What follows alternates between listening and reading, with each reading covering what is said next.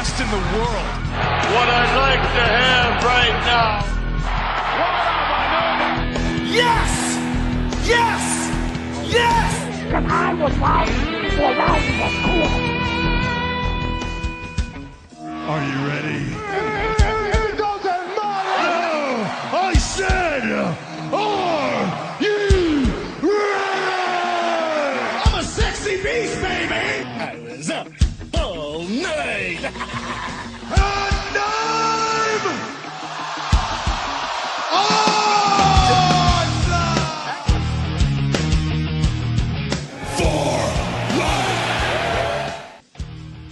Welcome everybody to the For Life podcast. I'm your host, Big Bosh Tista, alongside Cheyenne. The heavenly body, Gigolo Cheyenne, the doctor.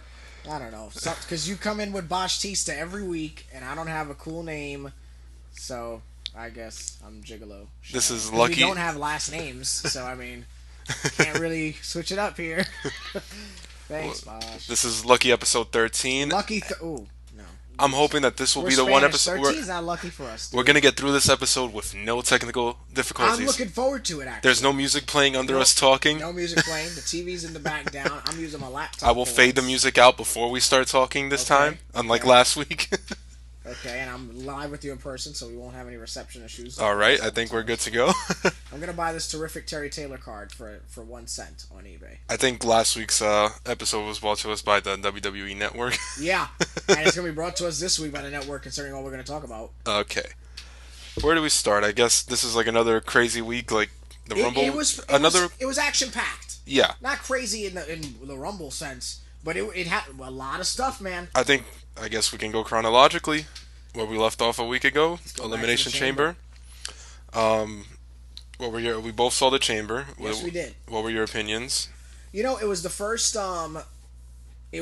pay-per-view that I had actually sat at home and watched in some time, because the Rumble I watch at a friend's house. Yeah. I enjoyed it. I missed the opening contest, which was Swagger and Big E, right? And you missed the pre-show. And I missed the pre-show. I mean, the highlight was Larry Hennig coming out with Ryback. So right, I missed that. I did catch I caught like about 6 or 7 minutes of Swagger and Big E.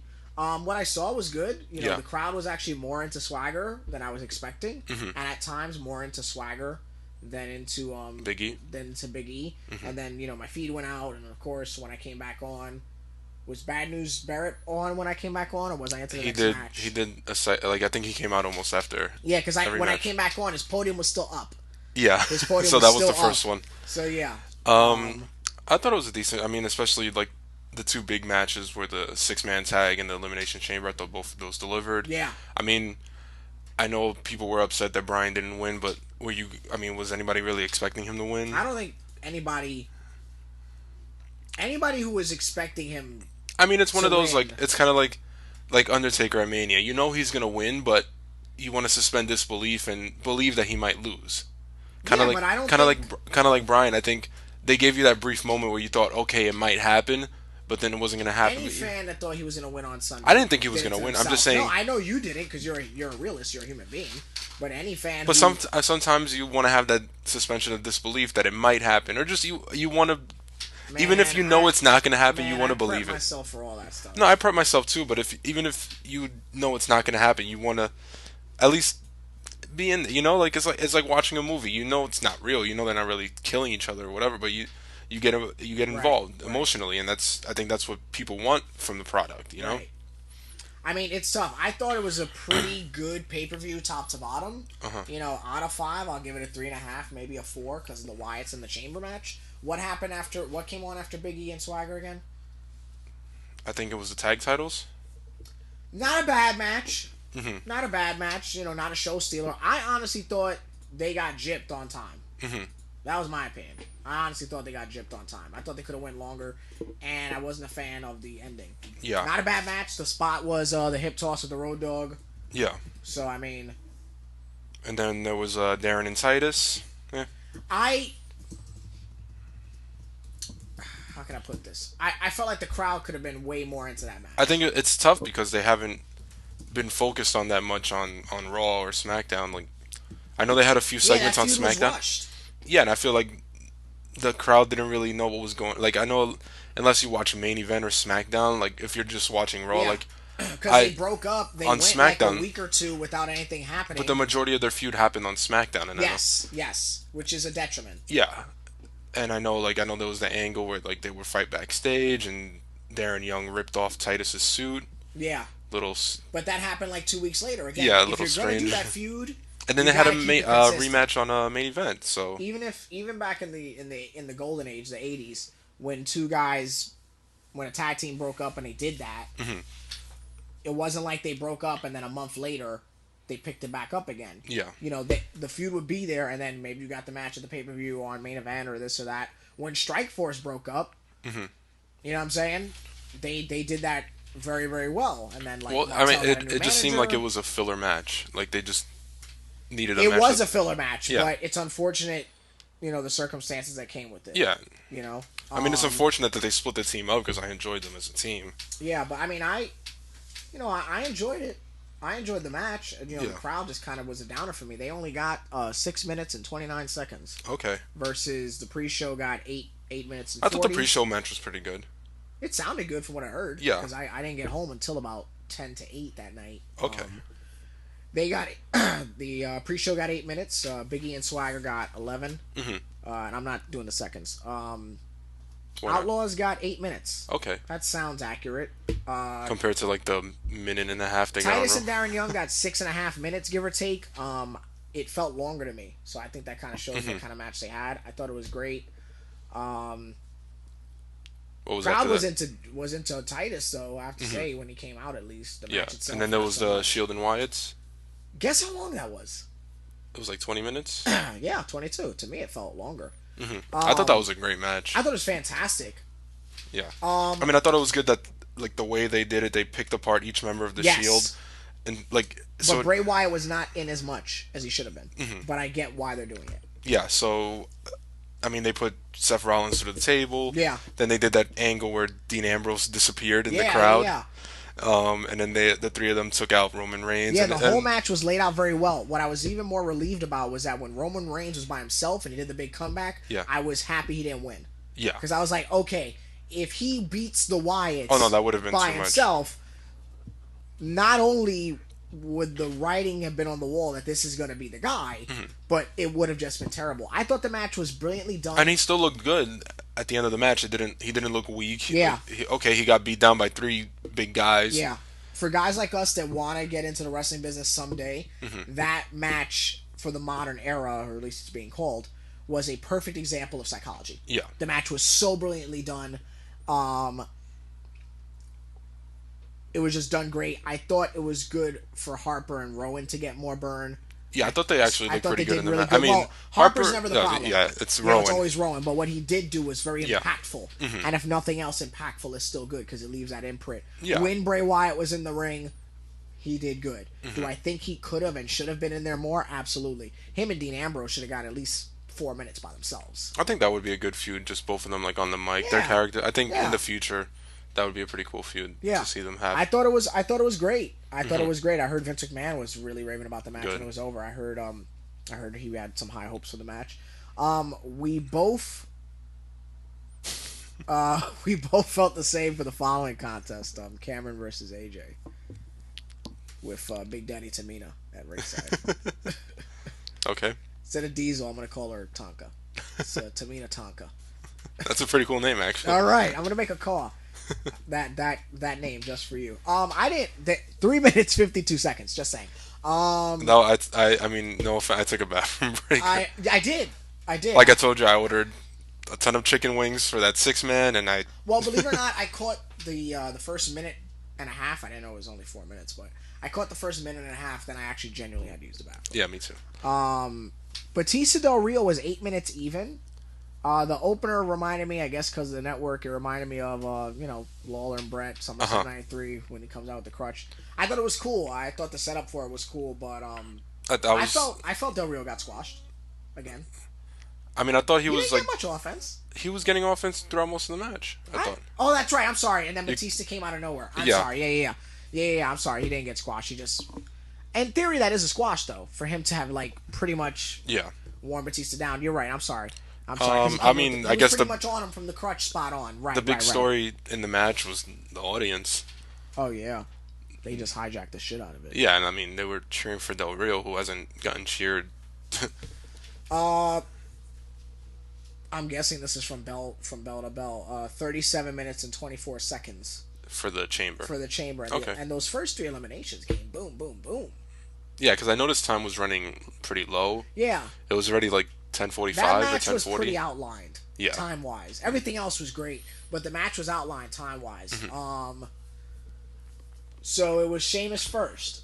Yes. Sheamus first got eliminated, and then Christian, Christian, then Cena, Cesaro, and then Bryan. Daniel Bryan. What do you think of that chamber match? I thought it was pretty. I mean, I thought it was good. it's up there I with thought it was good. the good ones It was one of the better ones. Yeah. From recent memory, which we talked about last week. What we expected this one to be good. I thought it was good. I thought everybody got a lot of shine. I loved Christian's time.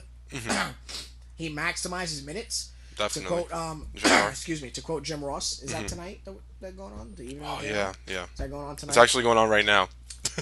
All right, the first first show show at 4 at 4. o'clock Damn at it. the Gramercy. We can make the 8. Yeah, I thought, Christian maximized his minutes. I thought what he did was well. I thought the crowd did get with him after a minute. Because he definitely knows how to get the crowd behind him. Cesaro, what can you say? Exactly. He was on Yeah, fire. he's always great. Sheamus did pretty good. Crowd wasn't into it. Crowd wasn't buying the big Celtic guy. Crowd I mean, the wasn't one buying spot the was Ninja. when he when he bro kicked the chamber pod. I thought that was pretty cool. I didn't think it was cool. I didn't. I mean, that was probably the only I- thing he did in the I match. could That kick was. a plastic panel and get a pop. I mean, that was the only thing that stood out to me that he actually did in the match. I don't remember Yeah, I anything mean, else I he don't. did. He's Beaker with biceps. I don't know. The crowd wasn't with it that night, and I guess because they weren't with it for some reason, I've not been with Sheamus this whole week. Yeah. And then because how I felt of the plastic pod. Those pods aren't glass. You can't. I mean, we pretty much predicted we predicted that the Wyatts would appear in the chamber. The lights would go out. It wasn't as cool as what my. ruined that for me? What? I mean, that ruined it, but there's a quick part when you see the Wyatts and you see the front of the chamber to the stage, and you see Charlie Robinson's head sticking out. So Yeah. you see that they got let in. It wasn't like they were under the ring. Obviously, they wrestled earlier. But I thought it was done pretty well. The crowd was into it. Crowd was into it. They were chanting "Thank you, Wyatts." Yeah, that was cool, and I think it just went downhill when Kane was out there. The crowd knew, you knew, I knew. I was like, "Oh, this is how they're gonna do it." Yeah, but what I thought was, I mean, we knew it was gonna happen. I guess we were just curious to see how it was gonna what I happen. We thought were was curious to see different how the was Wyatts were that gonna interfere. Bryan attacked Kane. Yeah, I honestly would have preferred if Kane just went in, realized that Bryan was down, and then just chokeslammed him. yeah. But I thought it was cool that Bryan just attacked him out of nowhere. I mean, I think, like I said, we knew. We've been predicting for weeks the Wyatts were going to cost Cena the match, Yeah. and the Authority was going to cost Bryan the match. I think we were just curious as to how they were going to pull it off in the Yeah. chamber. I mean, I thought it was okay. yeah. It wasn't your idea, which was amazing. Wasn't your idea was brilliant. If you Yeah. fucking ask me. Your idea was fantastic. But I guess it would have been like, oh, Cena was never in the match. He disappeared, so he never was beaten. I don't know. That last RKO though, Yeah. pretty hardcore. That last RKO was like, okay, taking a couple liberties now. Yeah. Are we, Randall? It was pretty interesting. Yeah. I thought it was one of top to bottom. It's a good show. Mm-hmm. I can't say great or decent. Better than decent. It was obviously. good, but It's a good show. I mean, if you go back and listen to our predictions last week, I think we were 100% Yeah. for everything. Yeah. We were spot on. Before we get into Raw. Raw, just some stats because I'm looking at it on Wikipedia because this kind of stuff we're both into. So Sheamus was in the match for 26 minutes, Okay. and he was the first elimination, entering at 2. Second elimination, Christian, who entered at 4, who was eliminated by Daniel Bryan at 27 minutes and 7 seconds. Cesaro eliminated third, entered at number 1, eliminated by Cena. He was in the match for 30 minutes. Okay. Cena came in at 4, eliminated 5th, eliminated by Orton through the Sister Abigail pin. 32 minutes and 32 seconds. Daniel Cena Bryan was in for 32 minutes? Or that he was eliminated at 32 minutes into the match? That sounds like you're reading when they were eliminated in the match. That's what it just says here. Time. I think that's the time they were eliminated because Cena wasn't in there for 32 minutes. Oh, you know what? You know how you're right, especially because it says here Randy Orton. Yeah. 37-24. The match itself was 37-24. Yeah. So 26 minutes into it, Sheamus was out. They were all together for a minute though. Yeah. They I don't had think a they've solid ever 10 minutes, the six of them together. Yeah, I don't think they've ever done like six guys, all six in the ring together. For that long, at least. Yeah. Yeah. No, there's usually an elimination before all six are in. So yeah, 26 minutes. Sheamus was gone at 27 and a half, give or take. Christian was gone at 30 minutes and 4 seconds. Cesaro was eliminated. Considering that he entered at 1, that's impressive. Yeah. Cena, who came in at 5, he was eliminated at the 32. And Bryan did a lot of selling in the match. Yeah, and then Bryan was eliminated last at 37-24. He entered the chamber at 3rd. Okay. Pretty impressive. So that means he had about, what's that first break, 5 or 10 minutes before he went in? No, I think it was like 5. 37 minutes. 5 minutes? Right, something like that, but, pretty impressive. Yeah, it was, I think it was a good show. Yeah. And the match itself, which is what you look forward to. It delivered. Delivered, yeah. New promotional poster for Mania came out. You saw that? Yes. No Punk, no Hogan. No, Hogan. They released the second one with Hogan. Oh, the one that I'm looking at is the one I saw this morning. It's the same one with Hogan in the top and the middle. Oh, okay. That's supposed to... They have it up at Stanford in the lobby. Were you back again? Huh? No, there was a picture online. Oh, okay. I wish. Sneak back in, you freaking creep. And okay, on Wikipedia, which we should talk about now, going into Raw. Randy Orton versus Batista. So going into Raw, I caught the opener. Okay. With Hogan. That was what I saw. It was cool. What'd you think of the What do you think of the crowd? I don't remember much of the crowd. I don't know what it is. I guess because WWE did that 2011 and 2012 year in some shitty venues. Yeah. I've become really picky with the crowd. Green Bay wasn't all that. Yeah. I can't say Green Bay was all that. Hogan got a great pop, but he's Hogan. Hogan could have got a pop in Leominster, Connecticut. Whatever, yeah. Or, in some third world country. No disrespect to Green Bay.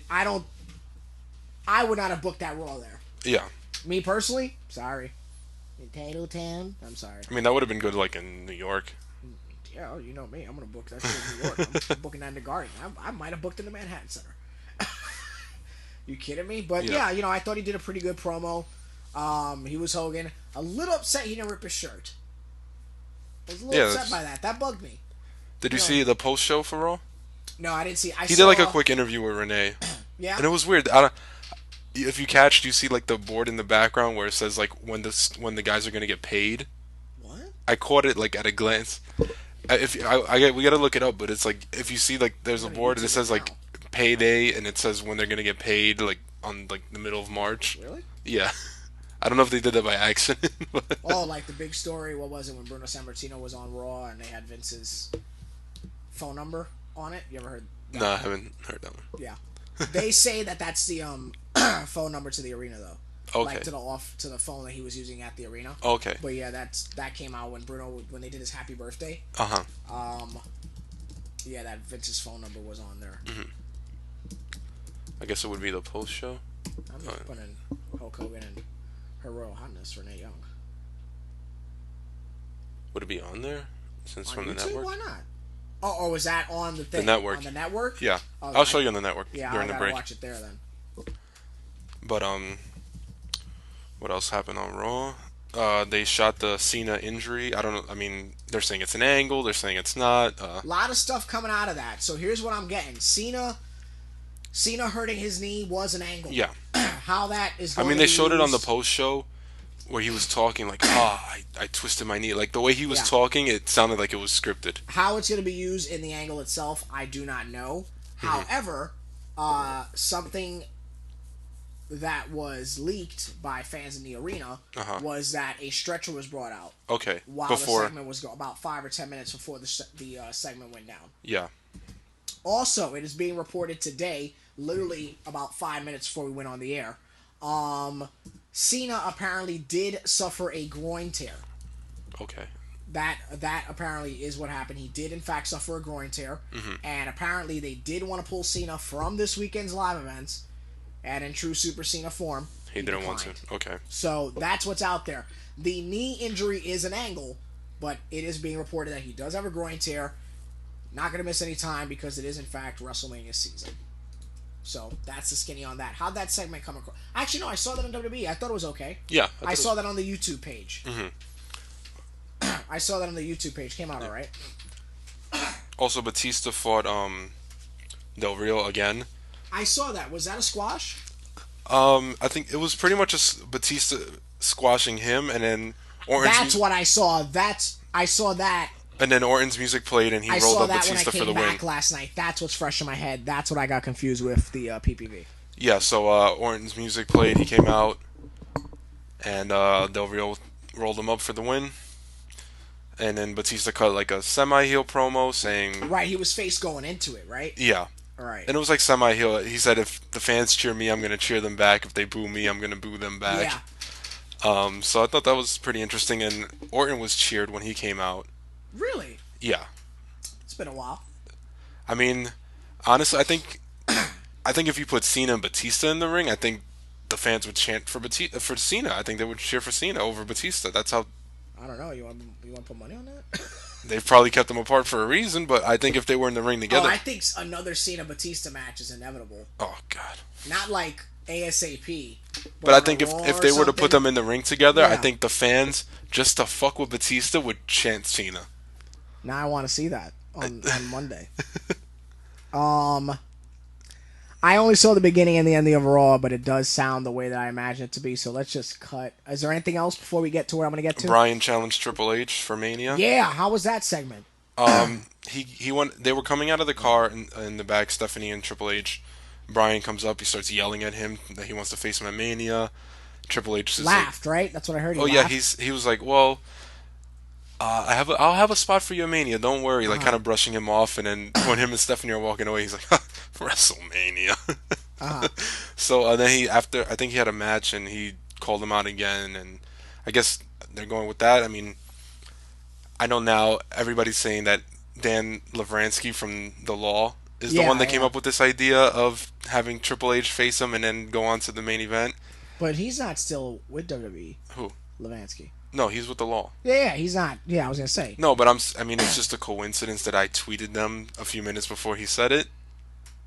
Just saying. Just putting that out there. Just saying. Only 1,000 listeners, but Because I know I mentioned it to like Jimmy Corderas on Twitter, and he said, and to JR. Well, I mentioned it to JR first, but I mentioned it to Corderas. Right. And he said, he said it last night on The Law. So now everybody's saying, but it's okay. I love The Law, so. It's your idea. Yeah, but, I mean, as long as it happens, I'm happy.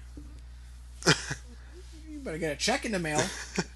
Or a job. I mean, I guess they're going to go in that direction. I don't know go. what they're going to do from there. And then, last but not least, Bong.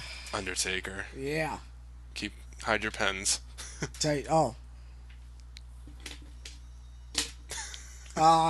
Taker looking good, man. Taker was looking young. When he came out with that Ministry goatee, I marked out. Taker was looking good. Taker was looking young. He was looking a lot more fluid. I thought it was great. I thought it was the same Taker presentation, but it was in a new light, if you ask me. The crowd was into Taker. They were into that segment. I thought the setup was weird, but I think that the three of them did such a good job that they saved it. I don't. I mean, the fact that, he came out, they said that they weren't giving Brock the title shot, but he had an open contract to face whoever he wanted, and then Undertaker came out. I mean, I guess at this point it's hard to come up with ways to bring Taker back. I think that's because we knew where we're going from there. Yeah. But I thought it was fine. I love the segment because I think that they did a good job pulling it off, and I think they did a good job with what they were given. Yeah. I mean, it was better than last year, where it was a fatal 4-way to face Taker at Mania. I thought the problem that I had with that one was that, well, we know Punk's gonna win. Yeah. Because the internet was reporting that for almost a year. That was my problem with that. We were just like, okay, well, when are you gonna do it? I thought it was just like a lazy way of coming. Okay, let's just have a fatal 4-way to see who's gonna face him at Mania. I wasn't a big fan of that. Versus Punk just challenging him like everybody else does. Yeah. Why not? I guess they. I mean, he could have just said, I "Hey." guess they felt like that was already done for 2 years. Mm-hmm. Like, remember something. I mean, he could have just gone with the. Then Triple H did it, then Taker challenged Triple H to the rematch. I mean, I've been so champion. I guess they felt like, okay, Taker's been called out a bit much now. Like I've been champion for 434 days. I have the most impressive streak of the last 25 years. Yeah. There you go. Then. I still think that the way. You're probably gonna give me a dirty look for this. I always wanted to see, just for the promo, Miz challenge Taker at Mania. Why? Just for this one line, because Miz could deliver it. Because Miz, this is when Miz was like on top with the heat. Oh, you guys really hate me, don't you? Mm-hmm. Crowd, whatever. How are you gonna feel when I beat the Undertaker streak at WrestleMania? Just think about it, and Miz saying that. I mean, in 2010, 11, he could have pulled it off. I'm not saying it would have happened. Not today. But notice the word that I said was not the match. I want to see the promo, and that would have, and that I think. And then Undertaker comes out, choke slams him, and he doesn't get the match anyway. No, Taker could have came out the next week. Miz could have fucked with somebody for a month. You know, it's 2010 or 2011 WWE. Not much is going on. They could have had some time. Mm-hmm. You know, not much is going on then. But I thought it came off great. Yeah. And then the next day, this thing happened on Tuesday. What was it? It happened at 9 a.m. Well, actually, it didn't happen until... That was Monday. No, I'm talking about what happened on Tuesday. This big thing launched on Tuesday. Did you hear about that? Launched on Monday, Cheyenne. I mean, it didn't work on Monday, but... Oh, no, it did. Yeah, that's right. It did launch on Monday morning. You're right. I'm sorry. I guess when we come back, we'll... discuss which happened on a Monday. Our experience with the network. This will be our first network segment, so this one's gonna be a while, kids. We'll be back. 4lifepodcast.com. I forgot to plug it in the beginning. Twitter handle at 4lifepodcast. On Instagram at 4lifepodcast. Facebook / 4lifepodcast. If you're a wrestling fan, it's not the number 4. It's IVLIFEPODCAST. And I also want to say thank you to your 2 friends that promoted us on Instagram. Big shout outs to They're your friends, Cheyenne. You forgot their names. No, because she's gonna kill me. Big shout out to WWE legend Sable for promoting us on Instagram this week, and I'm gonna leave it at that. And of course, my dear friend Naomi, she also shouted us out too. Helped out. Hopefully, we could get a lot of views. So big thanks to my friends, and more friends that I spoke to today are gonna help. And thank you, Brock Lesnar and Jimmy Uso, for letting us use your wives. Thank you. We'll be back. I could watch you forever. Action, thriller, I could watch you forever. You are my cinema, a Hollywood treasure. Love you just the way you are, my cinema, my cinema. Get up, get down, roof that down. My DJ gonna break it down. Get up, get down, roof that down. My DJ gonna break it down. Get up, get down, roof that down. My DJ gonna break it down. Get up, get down, roof that down. Hey folks, for everything 4Life Podcast, be sure to check out our website, www.4lifepodcast.com.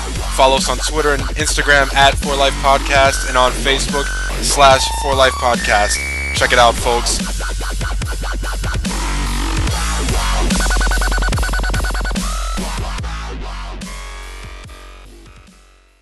And we're back, folks. We are an audio cinema 4Life Podcast. Of course, Cheyenne here with Buzz Tista with his cool nickname. I got nothing. So WWE Network launched that morning. Monday morning, 9 a.m. Officially. Now you signed up at 9 a.m., right? I wish. Oh no. Okay. I started attempting to sign up at 9 a.m. I didn't get on till about noon. Right. Because I had anytime I would log in, it wouldn't load, or I wouldn't get the screen to enter my info, or I would get the screen to enter my credit card info, but there was no submit button. I just had a lot of issues. All problems that I heard throughout the day. Yeah, I had issues all morning. From friends in the from the moment I got to work, I was trying up until finally noon. I finally got on, and I think I was still having trouble. And then I signed up again, and it said that I had already paid. So I was like, okay, I guess I must be working. And So then you saw the charge, right? yeah, then I You got went on the my alert. account, I saw it. Then I finally got on. The live feed was working. Which was again something that everyone was saying the live feed was fine for Yeah. pretty much most of the issues I know I everyone watched- faced. The live feed was fine. I watched Countdown. That was the first thing I watched during my Same. lunch break. 'Cause it was a pretty slow day, so I was able to watch stuff throughout the day Yeah. at work. I watched Countdown. I thought that was pretty cool. Pretty cool concept for the show. I thought it was cool. It worked fine. When I got home, that's when the problems were consistent with the streaming. It would play about 10 seconds of a stream and just freeze. The Raw pre and post show worked fine for me. The video on demand problems were pretty consistent until about Wednesday. Wednesday was when it got rectified. Wednesday- Wednesday night things were perfect. Wednesday I was 10-ish, I finally heard. Wednesday night I was finally able to start watching things that weren't on the live feed, like older pay-per-views. What was your experience signing up? Pretty much similar to yours. I didn't sign up till about what was it 12 or 1 or so that day Monday. Yeah, a little after me. And I signed up very fast. Because by that time, I mean, I guess at 9 o'clock everybody was trying to sign up, so it was a lot of trouble. Right away, I went right on my PS3. I didn't stay too long on my laptop. And I heard that if you signed up through iTunes, you had to pay the full 6 months Oh, really? up front. If you signed up through your Apple TV, they charged the 60. Oh, okay. So I know they were. I mean, the best way to do it would have been to sign up online and then just sign in on Apple. Right. Yeah, when you told me that there wasn't the $60 commitment. Yeah, I I didn't know jumped that on till it. the day of. There was also, I guess, also with the Apple TV, Canada and other countries were able Yeah. to get the network, Yeah. but they were removed within a day and Yeah. refunded. I know Australia got rid of it yesterday. Canada within like 24 hours they were already Yeah, off. Australia had it for a little bit longer. Maybe not yesterday, but longer than Canada. Yeah, and the first show that I want to watch when I heard that the live feed was working fine, because by the time that I got on it, Dirt Sheets were reporting all this info. Mm-hmm. Yeah. So I knew kind of what to do and what not to do, and then plus you were telling me. So I watched Countdown. Yeah. I went back in the timeline because I had missed it. Okay, I know So you I went text me back. saying that you weren't too happy with the countdown. I said, don't worry, you won't be disappointed. Yeah, I guess number one. one. WWE Universe, Ric Flair. Woo! Ric Flair was great. I loved it. I thought the show was fantastic. Yeah. You might want to lower your volume when I did that a couple of seconds ago. How can they go back and lower their volume? Well, they can hear us. That's the thing about For Life Podcasts. It's similar to the network. You can go back and hear us and rewind and play. and we're international. And You we're can- international. You can hear us anywhere. So for you folks out there that unfortunately can't get the network, you can listen to us. I'm going to do the Ron Trongard. From Australia, from New York to New Zealand, from Chicago to some other country with a C. Anyway, yeah, so when I got on, I thought Countdown was a great show. Yeah. Clearly, and it makes sense, they taped those interviews Oh, not yeah. to be in order so that you wouldn't know and they wouldn't know who would be number one. Just hear the choices, say what you got to say. Cool. It made me miss Beth Phoenix. Oh yeah. Made me miss Beth Phoenix. It made me miss Jericho Mm-hmm. because Jericho always has great input with his mind. I thought it was cool seeing Foley and stuff. I mean, Jericho's good. I mean, they use Jericho on like I Love the '90s on Yeah. VH1 and stuff like that. Seeing Dusty in character talk about Flair's catchphrase being the worst catchphrase of all time, I couldn't stop laughing at that. Plus when he was like using it in sentences and shit. I thought Countdown was great. That was all I watched. Okay. Then I was able to catch some of the MSG shows, so I watched the 91 There was show. that '97 show I was telling you about, but they took it down. I watched the one with I couldn't find it when I came home. I think they put it up by accident and Yeah. took it down. I saw the one where Punk and Flair, yeah, right. Punk and Piper, Flair and Piper, 91, where they were the mid Is card. Punk on your mind, Cheyenne? Well, yeah, he is actually. It's because he's also in front of me because it's something we'll get into in a minute. Oh, It was Piper and Flair. I saw that before I went to work, and then when I came home, there were problems with it. Problems with it all day Tuesday. Yeah, no, I was trying to catch that Mania rewind. Yeah, problems with it all day Tuesday. I think I finally caught the live one that they put after Raw. I watched WrestleMania 1 like 4 times this week. And I still haven't even finished it because I kept watching before I went to bed. What did you think of the rewind, Mania rewind? I thought it was great, and I Yeah. thought it was cool to have Larry King narrate it, and I liked everybody's opinions. Was it Larry King or it was somebody else? I thought it was Larry King. It sounded like Larry King. Because when I keep catching it, it's mid-in. Okay. I haven't watched it from the beginning yet. I thought it was pretty good. I thought it was great. I'm looking forward I didn't to see it. Hogan on it much, which I thought bugged me. Because the Hogan stuff that Yeah. I did see was from Older 03, stuff, yeah. when he came back for the Vince match. So it was Well, now that they have them, they can shoot all the shit that they need. Yeah, but I mean, obviously, for Mania 3, that shit's already in post production. Okay, So that honestly doesn't. And the sit Monday well. Night Wars doesn't start till the summer. Yeah. I was surprised about You that. know what I thought of for Mania Rewind? What? Now you have Hogan and Warrior.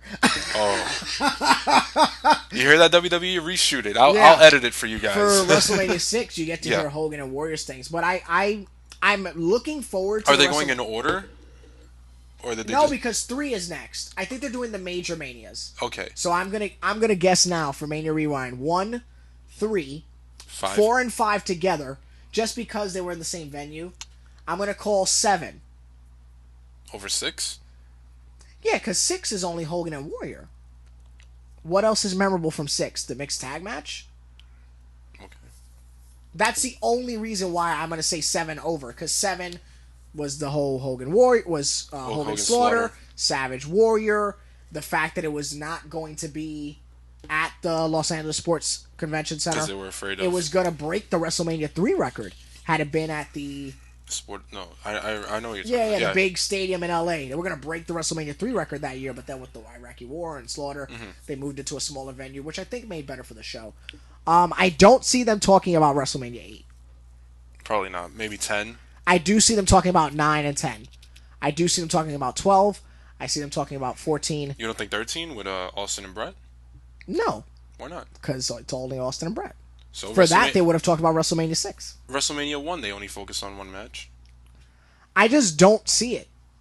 I don't see them doing it. It's not me. I'm think guessing what they're going to do. That was like the big launch. That was like the big defining match for Stone Cold. Absolutely, it was. But I feel like you can. There's 4 WrestleMania 6. It's just that Are one you sure thing. it's not just individual matches? Because they put the match at the end of the show for the Mania. Well, that's true because remember for WrestleMania 3, they're only talking Hogan and Andre. Yeah, so that's what I'm saying. Maybe it's individual matches. That's true. I think Okay. it's so they probably would have Austin and so Brad, they would Warrior, do 13, Hogan. and they would, and you know what? Maybe they'll do 6. Maybe they'll do 6. Warrior, And Hogan. when- I mean, for 8, no offense, but you can only do Savage and Flair. I don't want to hear nobody talk about Sid and Hogan. Nope. And it'll be cool to have. Maybe we'll hear from Vince why we didn't get Flair and Hogan, Yeah, because we've heard it from almost everybody except Vince. except Vince McMahon. Even though I think the story that Flair tells is pretty Yeah, accurate. and like 14, they would probably do 14, which 14 with Shawn and Austin. and Tyson. That'd be cool. I mean, that story's out there, but to have Tyson talk about it would be cool. Yeah, because I'm sure they've shot stuff with Tyson since. For 15, do we need to hear the story behind Rock and Austin again? Yeah, why not? You know what I want to hear? Unless they do it for 17, I want to hear everybody talk about 16. 16. Including Shane. Mm-hmm. I want to hear that. That'd be pretty badass. But I enjoyed the main and rewind show. I enjoyed 18, Countdown. obviously, Hogan and Rock. Hogan and Rock, to me, it's got to be talked about. 19 had a lot of good matches. I mean, they did that whole documentary on 19, the Mania of... Yeah, but you can't ignore it. You can't do... I mean, if Angle comes back, maybe we could do Brock and Angle. Hogan and Vince, Austin and Rock. Yeah. Unless maybe they just dedicate like a Yeah, special that's what I'm to saying. Like, Austin some and of Rock. those shows, you can't just do the one match. Yeah. Like... I mean, they can do like the Austin Rock trilogy. That'd be pretty cool. I mean, yeah, actually, that would be cool. Yeah, I enjoyed what I saw. What pay-per-views did you rewatch? I watched Spring Stampede 97. Good show. DDP I Savage won, right? Yes. Yep. Also, that had Rey Mysterio, Ultimo Dragon. That was a good match. Yeah. Dean Malenko and Chris Benoit. And who? I mean, I thought I was looking forward to that match, but it was just like it was one of those matches where it was so many run-ins and Yeah, you're right. with Yeah. Sullivan, Guerrero, Arn, and Jackie, and there's too many run-ins. Yeah. Hardcore Heaven 97. I actually remember if you go on YouTube rather, they have all the nitros leading into it. Okay. And it kind of explains the run-ins better. Yeah. Plus the subtle innuendos of the Benoit Sullivan Nancy thing. So Yeah. you kind of get over it. So yeah. There was the Hardcore Heaven. There was Tuesday in Texas. I finally was able to watch today because I was Still trying to watch it haven't all been week. able to. I stopped trying after the second and That third Savage match. and Jake match was great. Oh, it's a good The match. post match was good. Good match, good Slapped psychology. Elizabeth. Struck her down. He struck Elizabeth. Struck her down, brother. What else did I watch? I watched some Raws. I watched the Mike Tyson Raw. That one was really good. The Raw where Austin came in with the Zamboni. Okay. When he was I gonna. saw that back on the man. So I don't Well, I understand. don't have FiOS. So rude. But that was. I mean, I remember those two just from when I was a kid when they first happened. The one where Vince gives Kane and Taker the finger, and they attack him and put him in the hospital. That's a funny segment though. What else did I see? I saw one of the Raw rewinds on the live feed during the week. That was the Battle Royal that Razor Ramon won. I have that on VHS. I thought it was pretty cool that the Final Four was Shawn with Tito, Yeah. Tatanka, and Razor. Razor before Gonzalez. So those are his WrestleMania 8, 9, and 10 opponents. That's right. In order. Yeah. Yeah. Those are his first 3 singles opponents, so I Yeah. thought that was interesting. And one of them is before it even happens. The Razor and the Tatanka one are before they. Yeah, it was right get before booked. Tatanka. Yeah. What else did I see? I watched the Shawn and Brett during the live feed. What did you catch? I was able to catch. I rewatched the third episode of Monday Night Raw with Savage and Repo Man. Okay. And I saw Flair and Perfect in HD. I saw the Raw with the Battle Royal that you just mentioned. I saw the Raw where it already started with Brett and Fatu of the Head Shrinkers. I watched a lot of the 2013 Raws where Punk was the champion when they were in a lot of shitty cities. I saw Vince and Punk. I saw the Slammies from that year where Flair came back. I saw a bunch of different Raws from that. I saw the old school Raw from this year. I checked out Countdown. I checked out Rewind. I checked out from Pay-Per-View Land. I didn't get into the pay-per-views till later in the week because, again, feed issues and stuff like that. So what I did see was, I don't know why my voice is so hoarse, but I did see Slamboree 97, finally. Okay. I saw Slamboree 97. Which is the pay-per-view after Spring Stampede. Right, that's right. The main event is Oh, that Hope. Spring Stampede also has the famous Booker T promo, uncensored. Hulk Hogan, I'm coming for you, nigga. It says it? Yeah. On the network? Yep, they don't censor it. I'm going to watch That was the reason I went to watch it to begin with, and I'm going to watch that. I heard that the guys from Botchamania, they posted a video of them watching it and waiting for it, and they like pop huge when it. We should tape that here with Ruben and all the guys. And Chris and everybody. It's during the Tyson Raw, like after that last segment when Tyson's backstage with Vince, like they're calling Austin a faggot ass. Yeah, they got into it. And it was clear, like They got into it. it's weird the stuff that got through and the stuff that didn't get through. Like I know a lot of music was dubbed out. I was disappointed watching the DDP match and he didn't come out to the Nirvana theme. Yeah. There's a lot I'm gonna of throw that dumb into stuff. the episode this week just because I was pissed that I didn't hear it. What else did I catch pay-per-view wise? I caught that where the main event is Flair, Piper, and Kevin Green against the Wolfpack, aka Six, Hall and Nash, and the opener for that is Regal and Ultimo Dragon. Nice. Where it was really great. Regal just schools the shit out of Ultimo. And Regal fought Prince Ikea on Spring Stampede. Yes, they TV did. title. I caught what else did I catch? I caught the first One Night Stand. I caught I caught the RVD and Cena match from the second One Night Stand. Okay. I caught some MSG shows. I caught Mania 17. I caught quite a few pay-per-views. I just can't remember them all right now, but mostly WCW stuff. Halloween Havoc 91, which is a bad show, but probably my second favorite tag team match ever is on there. It's Austin and Dr. Death against Wyndham and Dustin Rhodes. Oh, that sounds pretty good. Yeah, it's awesome. It's like 30 minutes. Nice. It's an awesome tag match. I caught that. I caught a pay-per-view from last year. I rewatched the Rhodes Brothers versus Shield. Good choice. I rewatched that from this year or last year rather, from the modern era. Battleground. I rewatched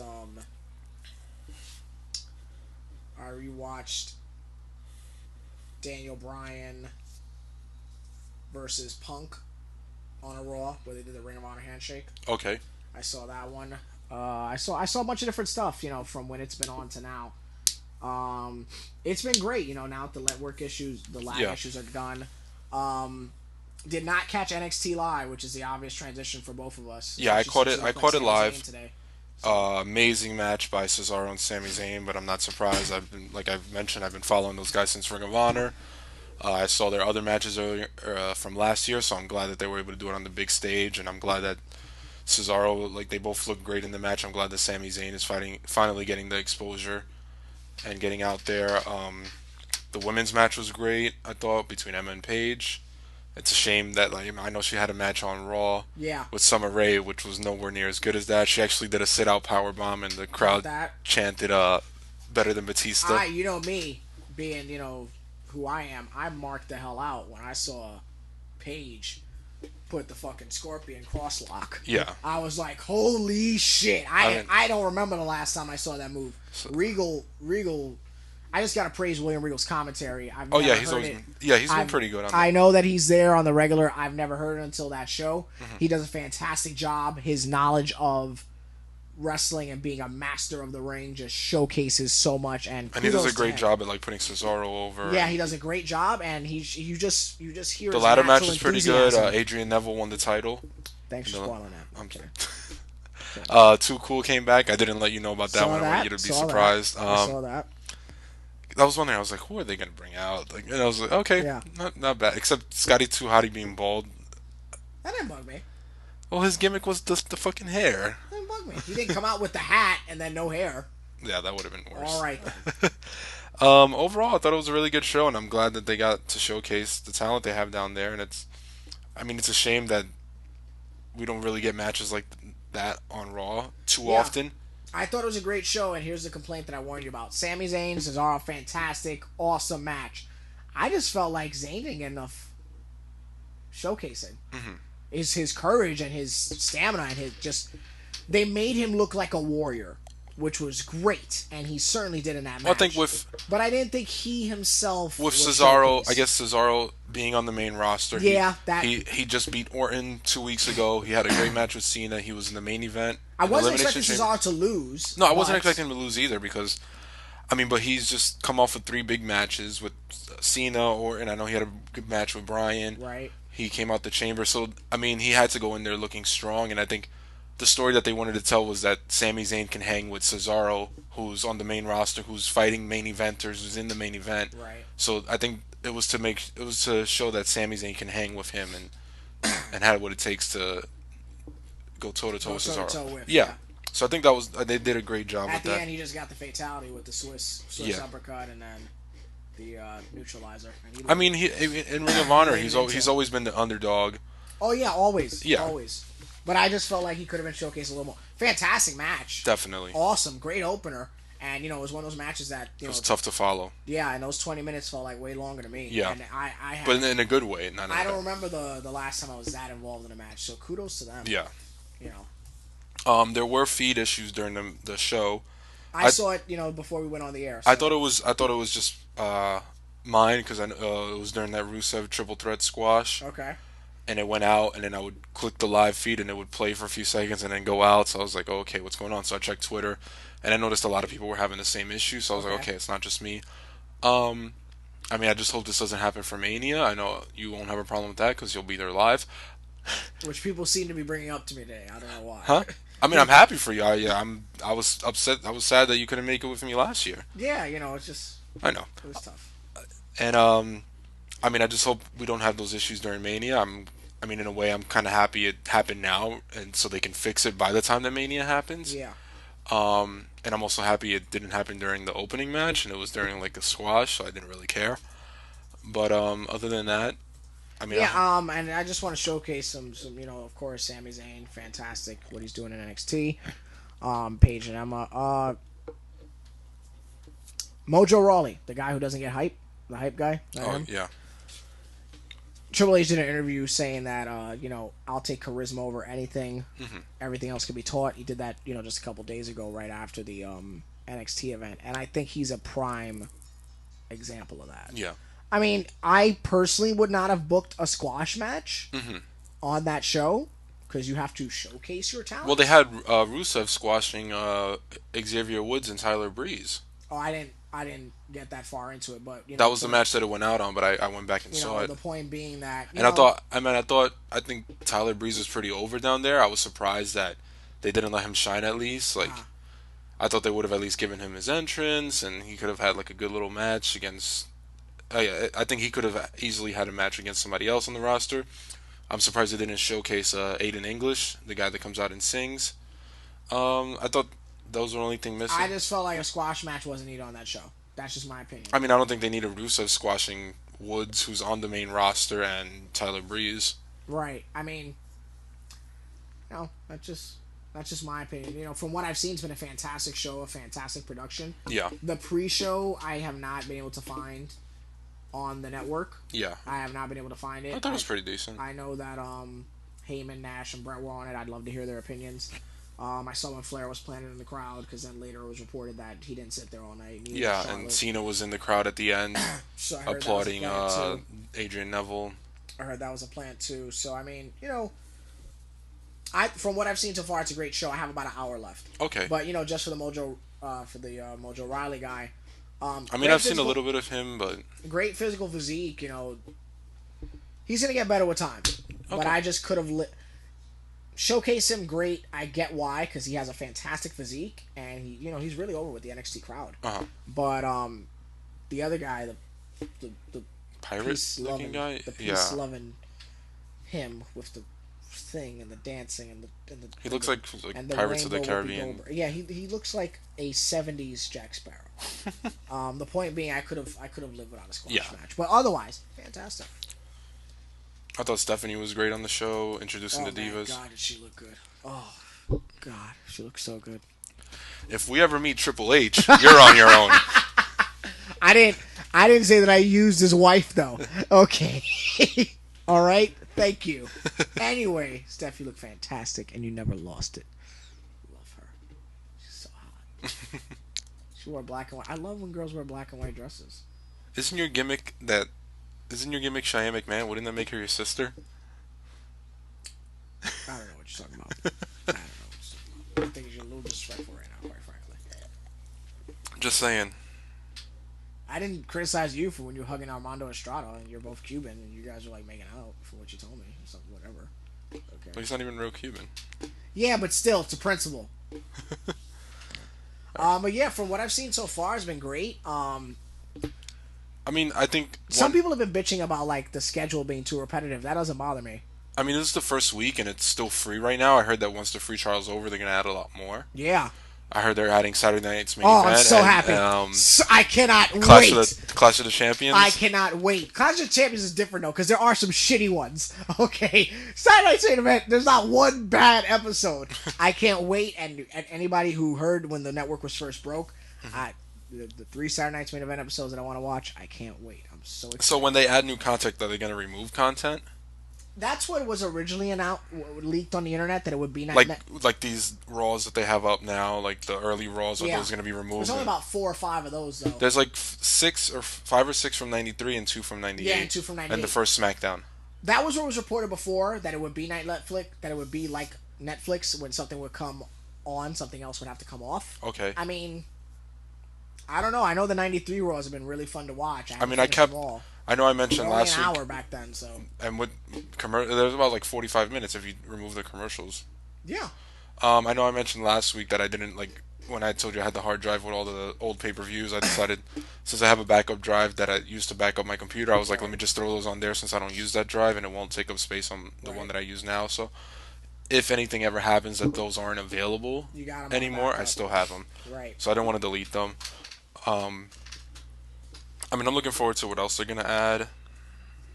I mean, hopefully when they add more Raws, Nitros. I mean, like, you know me, the only thing now that the Saturday Night's main events are going to be on there, like the Saturday morning shows would be awesome. Yeah. And Shotgun, the original Shotguns. You know. I mean, my issue is, you know, like on Netflix, if you're watching something, if you stop watching it, it'll stay in they should have a queue. I'm glad you brought that up because I forgot. I think that's been my biggest issue, because I'm watching a pay-per-view and it's like, then when I go back, I have to skip to where I was when I was last watching it. So I think if I could add one feature to the network, it would be just to be able to, like, if I'm watching a pay-per-view, that I can pause it and then come back and watch it later, or watch it from a different device. I think that's my only thing that I would add. Yeah, I mean, kind of like Netflix has a queue. or list of current stuff that you're watching, I wish that that's the only thing that I would add. Yeah, I'm only watching on one thing, so I mean, me, I have my laptop, I have my iPad, my PS3, so it's like, or if I'm at work, you know, so. But so far, not too many complaints, I have to say. I mean, once all the bugs were fixed, I think. I mean, it was the first week, so I mean, now it's running smoothly for me. I'm not having any issues, so I have no complaints now. I'm looking forward to how far it goes. Real quick, I want to report this before the monkeys. It's gonna go over the top. Yeah. So I just gotta say this. I don't think anybody should be reporting any numbers that the network is doing. Mm-hmm. Rumors are saying that the network did anywhere between 250,000 to 500,000. Okay. They need 1 million to break even. Mm-hmm. And then, of course, after the network got rave reviews on launch day and going into it and how all this stuff, of course, days later, people are saying, oh, the one of those analyst guys, for somebody smarter than me, was like, oh, I think it's a great concept, but it's only to that one viewer and blah, blah, blah, blah, blah. They need 1 million to break even. The analysts did expect them to get 6 to 8. I see them getting 3 million. You? I think whoever didn't sign up now will be signing up in April for Mania. I think that's when you're going to get another big chunk. You're going to get a lot of people sign up Mania I think weekend. On launch day, 250,000 to 500,000 is impressive and a great number to start off with. I was not expecting 1 million on launch day. Oh, no, me neither. I think a lot of people probably want to see how it's running before they decide to sign up for Mania. Right. And then I think also the fact that it's just national. Right. So you're not getting any international. It's just domestic viewers. So. And then that number is, again, that's a domestic number. Mm-hmm. It's not reflective of the nation because the nation's not getting it until. Just imagine if Canada alone. Yeah, because I know there's definitely a huge audience in Canada. So I'm just saying, Mm-hmm. chill out. I don't think anybody should just be reporting on the numbers. And you know something? If the internet reports a number, I'm not going to believe it until the next earning report after Mania. Because it's got to come out. I think by Mania, it's got to come out. By Mania, after Mania weekend, there'll be 1 million maybe. So, that's my opinion. Once the earnings report comes out after Mania, that's the number I'm going to believe. Yeah. That's the number I'm going to believe, not any other one. Nope. Not one bit at all. So, but it's been cool so far with the network. Yeah. Not too much dirt running around. Any more network talk or? No, we covered everything because it's been announced and everything. So I guess we can cover the stuff when we come back. Yeah, we can take a little break. When we come back, we'll find out.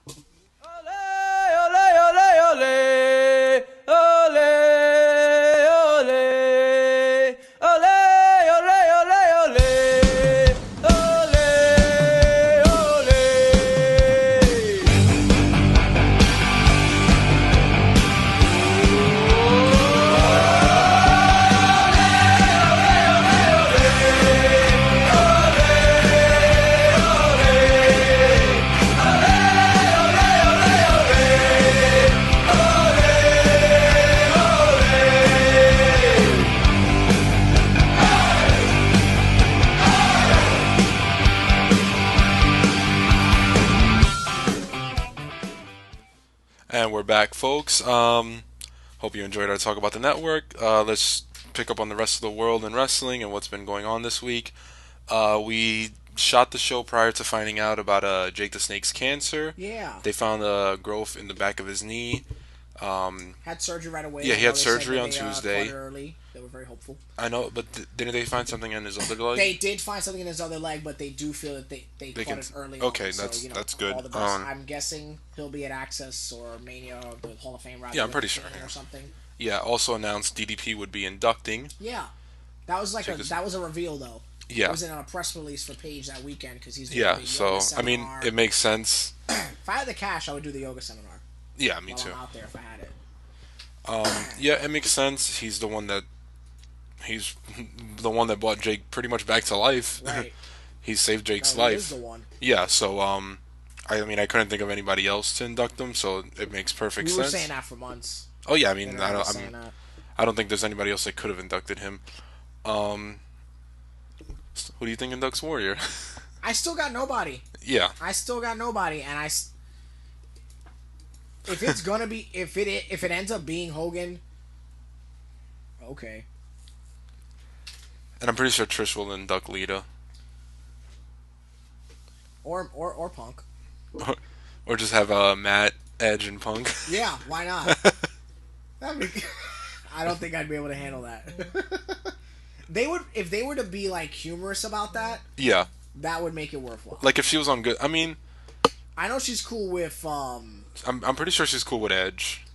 Yeah, I don't know how things ended with Matt with Punk rather, because Punk was with AJ like out of nowhere. Yeah. Conan was the one that leaked it. Yeah, I heard it. So I mean, I don't know. I think her and Matt. I don't know. I mean, he's married, so I'm married, but he's also fighting. I don't know. What else do we have? I caught the beginning of SmackDown yesterday, and I was very pleased to see Batista finally turn heel. I caught the match, so I think it was. I showed you the promo, so I think it was a good move. With the heat that Batista's been getting, at least turn him heel, so at least the heat is warranted. I think rather than trying to push him as a babyface and force him to be a babyface, and he's getting that reaction. At least if he's a heel, he can flip off the fans and be an asshole back, rather than trying to be a good guy while these people are saying Bautista and shitting on him like that. So I think it was the right move to do. I was a big fan of him in 2010 when he had the heel character, so I'm glad that they're going back to that character. I think it works for him. And I don't know if you read this or not, but I'm going to read it now on the show, but you know that was done by design. Mm-hmm. Apparently on the outline for WrestleMania, it is saying that there is a plan to put a third question man, mark. Yeah, I saw that. There is a spot for a third man at WrestleMania. Quick question. If not Daniel Bryan, then who? Because it says question mark. I think that was done for the dirt sheets. Mm-hmm. But if it's not Daniel Bryan, then who? No, I can't think of anybody. Because, I mean, the Daniel Bryan Triple H match, that's obviously... It's going to happen. That's out there already. Mm-hmm. So, again, if it's not Daniel Bryan, then who, Bosh Tista? Who are you facing at Mania? Who am I going to watch you take on? I mean, if it's not Bryan, I can't think of any... Who else would you throw in there? Maybe Punk's coming back? Well, we'll talk about that in a few when we get to Raw in Chicago. Yeah, or my man, the big guy, Ryback. Did you hear his comments on, I think, the pre-show for SmackDown? No, I didn't. What the hell did that nut job say now? They asked him who he was going for between Brock and Taker. Uh-huh. And he said, I hope Taker wins because I want to be the one that in the street. And he does, too. Yeah. And he does. He genuinely does. And I know he's mentioned that quite a bit. Yeah. Yeah. We just got a compliment for our Matt Hardy comment. We were told to also keep it up. Wait, what? Yeah, because I'm telling people that we just made fun of Matt Hardy. Oh, okay. I was like, we're not live. I know, we're not. One day we will be. All right. I'm not. I think we can do that one day, a live show, right? I think so. If we can get through this episode without any fucking difficulties. I don't see why not. Other than that, I'm editing on the spot, so I'm adding these songs. Other than that woo that blew out everybody's eardrums 30 minutes ago. And you right now just talking into the mic. Oh, and that too. So yeah, and of course also that broke Big E and Dean Ambrose to unify the Intercontinental and the United States Champion. I hope not. And then the Shield. U.S. Intercontinental. That makes you the world champion. I don't understand. Unless and then I throwing get my wet dream and you become the TV champion. And then I also heard of Rollins and Reigns versus Harper and Rowan. Yep, and I hope Sheamus versus Christian. We just saw that on Raw. Cody versus Goldust and some kind of NXT match on the main card. I just want to say real quick. Unless it's Sami Zayn. I just want to say real quick that if WWE was to ever make a WWE title, if they throw Sami Zayn and Cesaro on Mania, I'll be fine with that. No, I think the writing is on the wall that the Real Americans are breaking up, and I think they're going to Mania. How many teams are going to break up for Mania? There's no real... If the Usos were breaking up, I would give a shit. But I don't care if the Real Americans break up. I'm just saying, but then what teams... The Outlaws aren't going to sneak around. So when the Usos eventually win the titles, who's left for them to feud with? Are they going to be like... I know that... The Ascension. Fuck the Ascension. Like when London and... I bet you they get called up. I bet you they get with all the teams being split up, yeah, why not? But I'm saying, remember when London and Kendrick were champions for a year, but they weren't fighting anybody on SmackDown, and Same thing with like Deuce and But Domino. they were still having awesome matches. Oh yeah, definitely. But like or like Deuce and Domino, or like even But they sucked. yeah, but they were champions for like a couple months because there was nobody for them to feud with. Okay, and here we are now, and there's nobody for anybody to feud with. At least when the Rhodes were feuding with people, they made sense. They Yeah. weren't feuding with teams, but their matches made sense. Until they. What do you wrestled think the of this Outlaws. match? Would have like if they would have had the Rhodes with Dusty in their corner against the Usos with Rikishi in their corner? I'm down for it, but Dusty can't. I don't think he would be cleared for a match. So I Well, don't know not how no, they with do just that. as in the corner, like Oh, they I'm were. down for that. Yeah. I mean, I thought that would have been cool, like the fathers with the Yeah, brothers. I would love to see Rikishi spike Dusty, Mm-hmm. because if Dusty hits a bionic elbow and Rikishi bumps for that, I'm gonna be like, fuck out of here. Well, I feel like their moves they can like, or like he can do a stink face and Oh man, do you remember that? Did you ever? Oh, I should watch this in HD. Did you see that bad WCW pay-per-view? I think it's Greed. It's Jarrett and Flair against Dusty and Dustin. And I haven't seen it in a while, but I They know. put Flair and Jarrett's ass up a mule's ass. Yeah. Oh no. And I heard Dusty ate like Mexican food all day so he could fart all over the ring. Yeah. I was gonna read this letter from Viscera's wife, but I think I read it like someone on the Maury show. Is that wrong? Is that evil? I was gonna read it on the show, but I feel like it might come across offensive, so Yeah. I'm gonna opt out of that one. Long story short, Nelson Frazier, aka Viscera, Big Daddy V, Mabel, his wife, wrote a long letter saying that she has in fact not spoke to any media outlets, that Nelson was used in the wrong way in WWE and other things, and it's caught some media attention, and fans are actually saying that it's pretty accurate. And we'll leave it at that. I think if I would have read it the way I was going to read it, We'll leave it at would have that. came across offensive. So I'm We'll leave it at that. I made the comment that I made in true Cheyenne fashion. Yeah. So I'm gonna get the heat. So fuck it.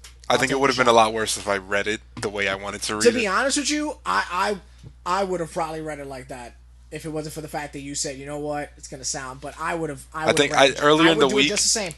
But then, I mean, it would have been more just me throwing a personal jab at somebody, and I was like, let me just not Oh, bring that onto I the. get it. Okay, Let me not sure. bring that onto the Don't do it. podcast. Don't do it.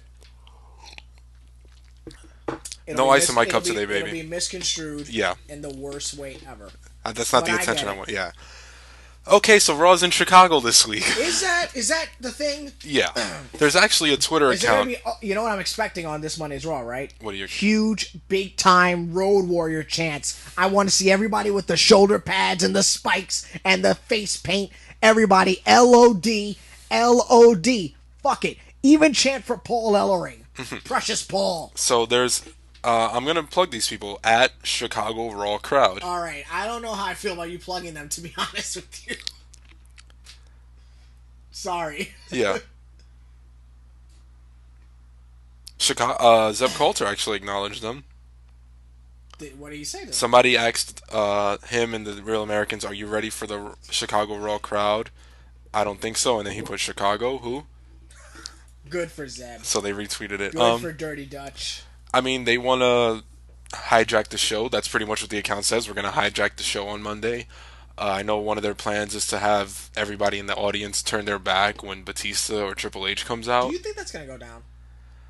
I don't see the... I mean, I don't know. I mean, how many... I think some of that will happen, but I don't think it's going to be the extent that they are. Not the entire arena.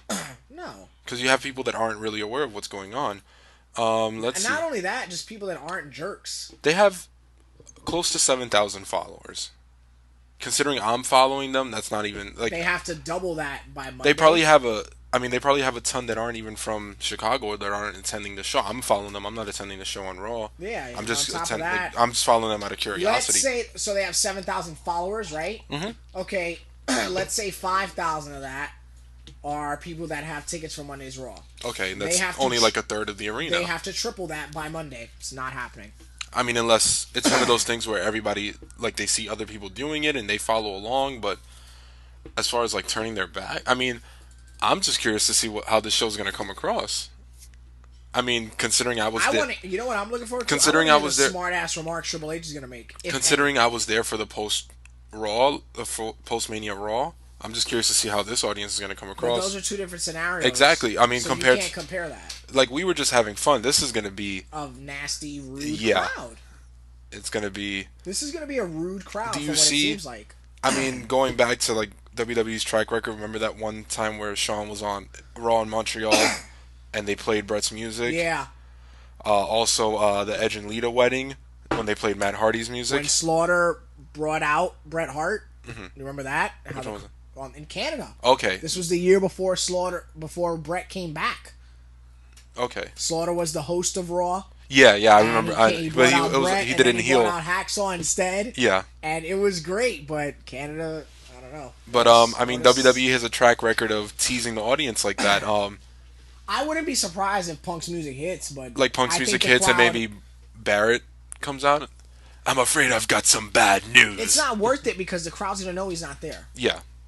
I mean, and WWE is gonna have a hard time hiding that he's not there. they're gonna, They're gonna have to do what they did with Cena and keep his ass in a limo all night. if he is there. If he's there, they can't. what They do you- cannot let him get in the arena. I mean, I think Somebody will leak it. in a fantasy world, in the perfect world, I just see like the audience is crazy throughout the whole show. 11 o'clock, right before 11:05. Yeah, and then Punk comes out in the closing segment, and I mean that could lead Tune to into the network to see what CM Punk says. exactly. I mean they didn't do that this week. I was surprised they didn't really have anything major happen on the network. I was expecting something with Hogan to go down. It was just a backstage segment. I think maybe they realized all the problems that And were going on with kudos the to network. WWE for like perfecting the ESPN style. I love the new. And setup, kudos by to the way. Hogan for saving that fuck up he did. Oh, with the network and Yeah, the you're universe. right. Yeah. He picked it up pretty good. Yeah. Just real quick, I enjoy Flair on the panel. I thought he was pretty I thought good. it was cool. You see him like genuinely feel it though. You're watching the show in a different way. Yeah. You know, I thought it was cool.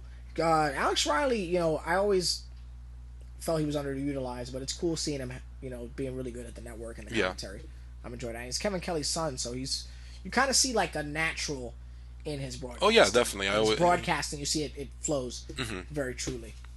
I mean, hey, if the guy has a job and If it was me in that scenario and I ended up where he ended up, I know I would be fine. Who's to say that he was fine with that initially? But either way, he's doing great. So yeah. I mean, It's going to be interesting. I'm upset. Again, I won't be able to see it. So, and I feel like when I see it, it'll be edited. yeah. So I'm just gonna take. I'm gonna try to download. I'm gonna try to look for like a torrent of the Raw. Yeah. So I have a statement here from the dirt sheet that I go on, and this is from, I'm gonna say the guy's name. He's actually a very prominent person on the dirt sheet that I go on. His name is Spanish Announce Table. I've seen him comment many times actually. This is what he said, and his statement got 33 likes when this originally went up a couple days ago. Yeah.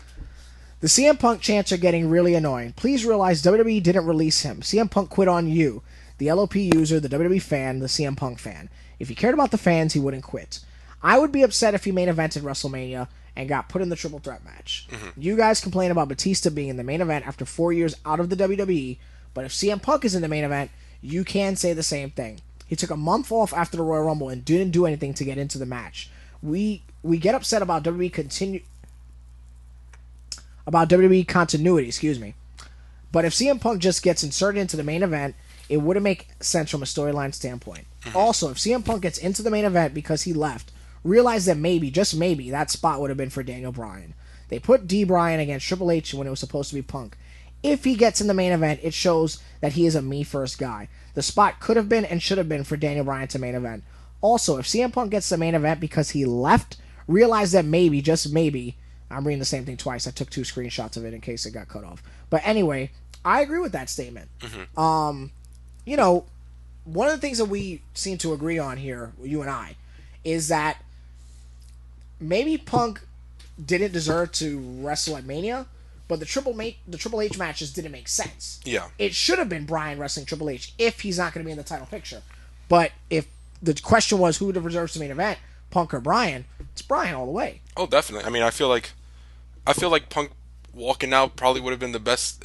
If it does happen, that would be the best storyline leading into this match with Triple H. Yeah, you know. So I mean, if he does, I just had to share that because if he does, I mean, if he does come back, I don't see him being thrown into the main event.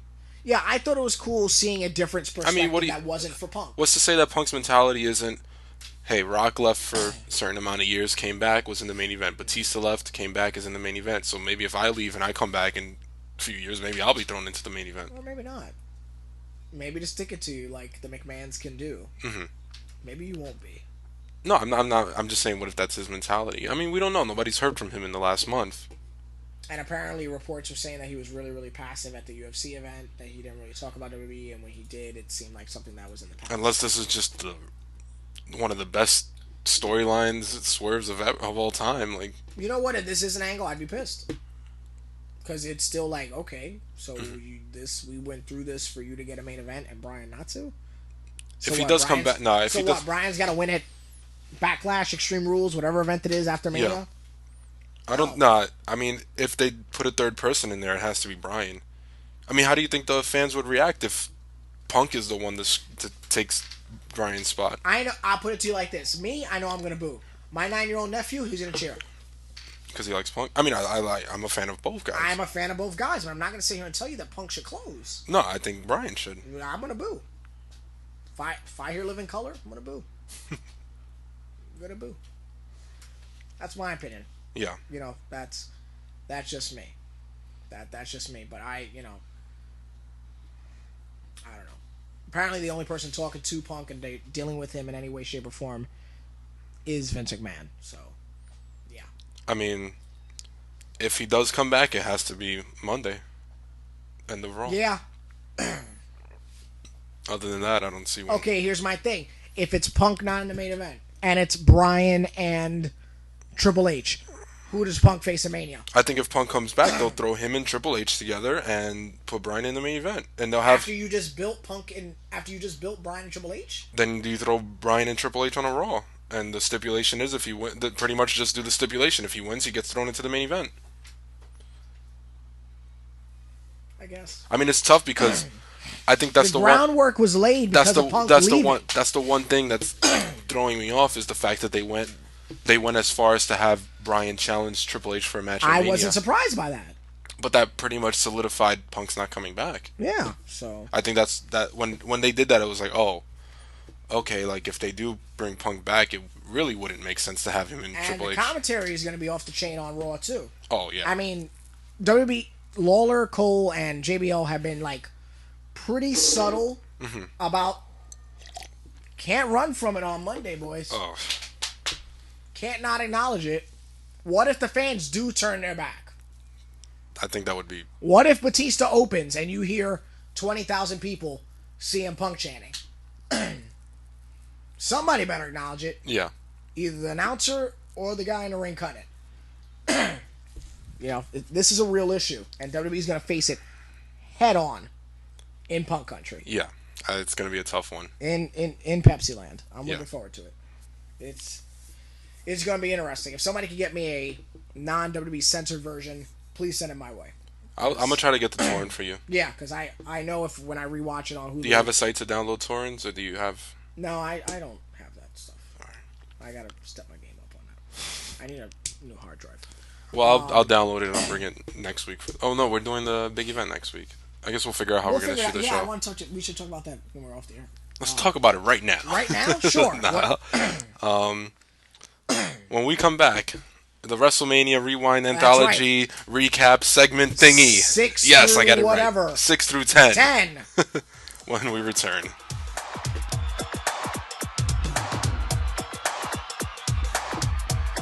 This is our WrestleMania Rewind Anthology recap review segment thingy. Just like that. Just like that. WrestleMania 6 through 10. Pump it up. Pump it up.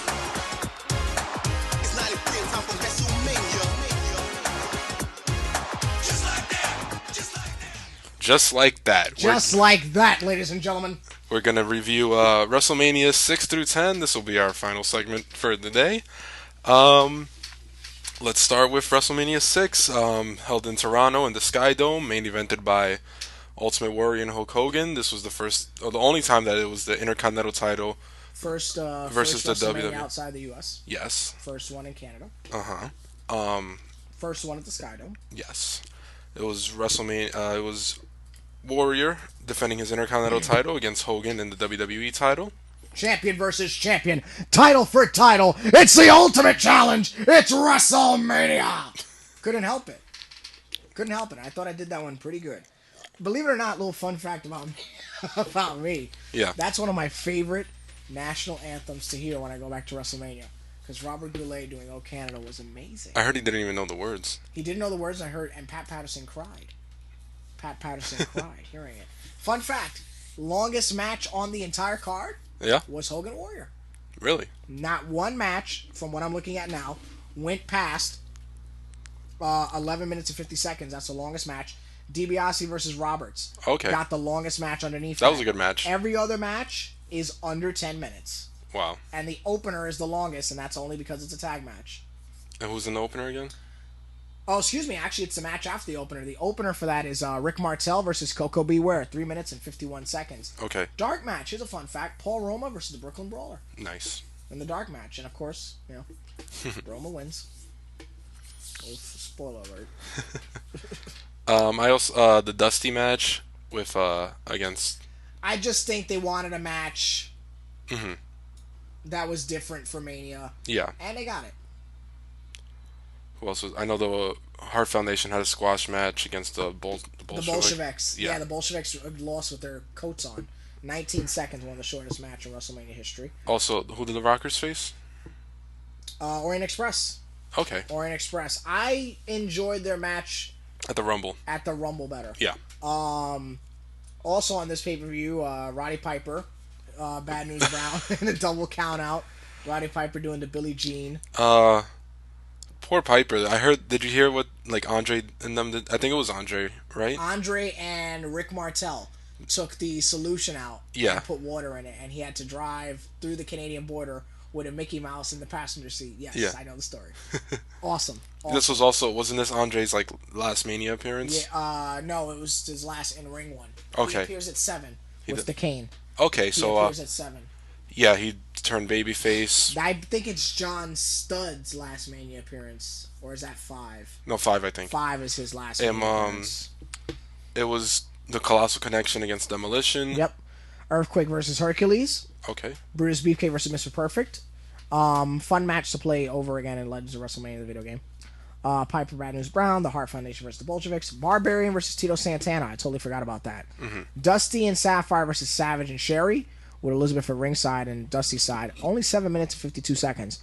Orient Express, also 7 and change. Duggan versus Dino Bravo, with Jimmy Hart and Earthquake at ringside. 4.5 minutes, give or take. DiBiase versus Jake Roberts was 11 minutes and 50 seconds. Boss Man versus Akeem was only 1 minute and 49 seconds. Okay. Rick Rude, Jimmy Snuka. I remember this match being short, watching as a kid. 3 minutes, 59 seconds. Yeah. Hogan Warrior, 22 minutes, 51 seconds. All right. First time they ever did a title for title match. Just a little fun fact. Can you name who was in attendance for WrestleMania 6 watching in the audience? Gee, I don't know if I've heard this one before. Edge, Do you know who else? Lance Storm. Oh, I didn't think you would know that one. Edge, Christian, and Lance Lance Storm, Storm yeah. were also at ringside. Stephen Arnell, star of Arrow, whatever, he was there. Mary Tyler Moore was sitting at ringside. Steve Allen was one of the celebrities involved. Ronna Barrett, actually, was big back then for interview segments. She interviewed Elizabeth. Okay. I remember watching that, and then of course Robert Goulet did "Oh Canada," and this was the final WrestleMania to feature Jesse the Body Ventura at the broadcast position. A little fun fact right there. Okay. WrestleMania 7. Yep, the Superstars and Stripes Forever. I'm just trying to find out. So WrestleMania took place at the Los Angeles Sports Arena in Los Angeles, California. It was scheduled to be held at the Los Angeles Memorial Coliseum. Okay. So WrestleMania held 16,158. The Coliseum holds. Wikipedia's giving me the address. It's not giving me how many people it holds. Wasn't it close to 100 though? Yeah, it's 100,000. It would have broken. It would have in fact broken. How many are supposed to be at Superdome? The current official capacity of the Coliseum is 93,600 607. Okay. And WWE was expecting to pack. Well, because the ring is also At really that small, time, so they throw a lot of They were chairs in. supposed to pack on the WrestleMania DVD. Yeah. They claimed that they were going to get 100,000, Okay. which I believe. Because in '91 they were hot. Yeah. Not the best year, but popularity wise. Yeah. They were I mean, I hot. guess the biggest issue 91 was they were hot. the biggest issue going in was the whole Slaughter storyline, that they were Yeah. getting a lot of threats, death threats to the McMahons, to Slaughter. So I guess that was the biggest concern. Having Yeah, them I'm in reading open. Wikipedia now. In actuality, poor advance ticket sales indicated the company would have had major difficulty filling the estimated 100,000 seats available. So, Warrior Macho Man, fantastic match. Awesome. Probably So my similar. favorite Warrior match. Mine too. I just thought it was great. The multiple finishers, kicking out, even at the end with Sherry turning on Macho Man, Elizabeth making the save, and Macho Man turning babyface, leading into the wedding. This was also Undertaker's first WrestleMania. Yep. The first one in the Against, streak. Against the Snuka. On his birthday, nonetheless. On Snuka's or Taker's? Taker's birthday. Wow, awesome. March 24th, and I know it's the day after my sister's birthday. So Undertaker's birthday Against was the his first Phenom, one. Jimmy Snuka. Also, the Rockers took on, was it Haku and Barbarian? Haku and the Barbarian. The Faces Before of they Fear? Before they were for their Faces of Fear. Texas Tornado took on Dino Bravo. Mm-hmm. British Bulldog took on the Warlord, a very underestimated feud for I that just saw year. them fight on Tuesday in Texas. Yeah, a very underestimated feud for that year. Nasty Boys against the Hart Foundation in a very fun match. Roberts and Martel classic blindfold match. Yeah. Of course, the Taker and Jimmy Snuka. Mm-hmm. Warrior and Savage. Tenru and I can Who's never get Tenru? these names. Who's Tenru? From Japan. Okay. They had the co-promotion still going on at that time. I can never pronounce his tag partner's name right, so I'm not going to try on the air. They took on Demolition. Koji Kitao. I didn't want to say it like that, though. I was going to say Kateo. All right, so Koji I said it with a Kitao. Spanish accent. All right, well, all right. And then Crush and Smash of Demolition, because Bill Eadie at the time was released from the company. Okay. Boss Man and Perfect. Earthquake versus Greg Valentine. LOD versus Power and Glory, which I remember because of the fact that it was a minute. Virgil and DiBiase. And I thought their SummerSlam match was better. And Mountie versus Tito. And Piper was in Virgil's corner. Yeah. Mountie versus Tito in a squash. And, of course, Hogan versus Slaughter. One of my favorite matches to watch because you clearly see Hogan blade himself and pass the blade to Earl Hebner. I love this Mania for the theme. Okay. For the theme of it, and of course, just the whole thing with Warrior and Savage. It's Yeah. the only time Warrior ever walks to the ring. I love the Hogan Slaughter match. Slaughter was brutal on Hogan. Yeah. I remember the knee drop from the top rope right on Hogan's back. Brutal. I remember very much so the Rockers match. I remember very, very much That was so, their first win, right? Yeah. I remember very, very much so the Taker match, of course, and the blindfold match I love. I love watching the blindfold That's match always over and fun. over. It's really, really entertaining. That's a fun Mania. And And on, I don't know how it did financially, but it was a fun Mania. on to 8. WrestleMania 8, the double main event.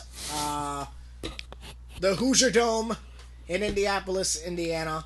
Ric Flair's first WrestleMania. Ric Flair's first WrestleMania appearance. This, of course, is one of the most heavily criticized WrestleManias Yeah. of all time because this was supposed to be the year that we finally got Ric Flair, Hulk Hogan at a WrestleMania. Regardless of the match quality, it was going to be a huge draw. Was Flair the longest gap between Manias? 10 years? Because he came back for 18? Yes, Because Hogan was 9 years. 9 to 18. that's a fair assessment. I'm sure something will come back. Yeah, because he performs at 8 and then 18, right? Yes. And then he goes from 18 to 20. And then 20 to 22. And then 22, 23, and 24. What did he do at 23? He's in Dark match. with Okay. Carlito and nonsense. The tagline: the Macho Flair affair and a friendship torn apart. One tag match makes you a friend in wrestling. Do you want to know what match I enjoyed? Well, I enjoyed the feud of it because I have a lot of the videotapes of the build-up. Money Inc. and the Natural Disasters. Okay. A lot of people don't remember that at that time, Jimmy Hart was managing like 4 tag teams. He was managing the Natural Disasters, Money Inc., the Nasty Boys, and I cannot remember the 4th right now. Not the Beverly Brothers. He was managing somebody else. but- Rougeau's? Oh no, they're long gone. Okay. Yeah, Mountie's already a single star. Yeah. He's in the big 8-man thing with Ray Combs as the ring announcer. Anyway, it was really cool seeing all those tag teams say, Jimmy, you got to choose a team. Wear your blazer, because, you know, you have blazers for everybody. Yeah. So, like, he'll wear the Money Inc. blazer during the Nasty Boys thing. Like, it was really cool. I just remember that really, really well. Piper and Brett, still one of my favorite underestimated great matches match. ever. I love that great match. That was Brett's first singles match at Mania. Yeah, Savage also, Flair. Sean's first singles match against El Matador. Savage Flair, their first time wrestling. Great match, great drama. Flair gets in trouble for blading. That's an infamous story behind the scenes where Vince McMahon and him had an altercation in the backstage area. But I heard, didn't Brett also blade, but he didn't get in trouble? I heard that Brett got busted open hard way. Oh, they said it was hard way. Yeah, they said it was hard way. But because Flair, of course, being Dr. Flair, you know, cut himself, and it was PG at the time, I never understood why Flair got in trouble and not Brett. I'm like, okay, if he did it intentionally, that's one thing, but somebody already bled. And Flair was not bleeding as much as Brett. Yeah. And it's funny because when Flair bleeds, he looks crazy. Brett that night was leaking. Yeah. I think it was hard way. I think I read in either one or both of their books that it wasn't. Well, I mean, I they just did a better job of pulling it off. Taker and Snake. I think that was the last time Snake appeared. Like, that's when he left until to WCW. Like 12 or 13, right? 12 when he came back in '96. Yeah. But he went to WCW. I'm trying to get the attendance record for that one. Are there any other matches we're missing? Yeah, we're actually missing Who the Perfect wrestle? Perfect's not on that. I want to bring up Shawn Michaels' first singles one. Yeah, I mentioned that. Oh, he faced Tito. I'm sorry. El Matador. Oh, here's a fact. I didn't know this. The scheduled match between the British Bulldog and the Berserker did not take place due to time constraints. I never knew that. I'm trying to get the actual card here. Okay, here it is. Oh, here it is, the big 8-man tag match. Boss Man, Virgil, Slaughter, and Jim Duggan. Okay. Against the Nasty Boys, the Repo Man, and the Mountie. So pretty much everybody that was important in the mid-card were in one match at that time.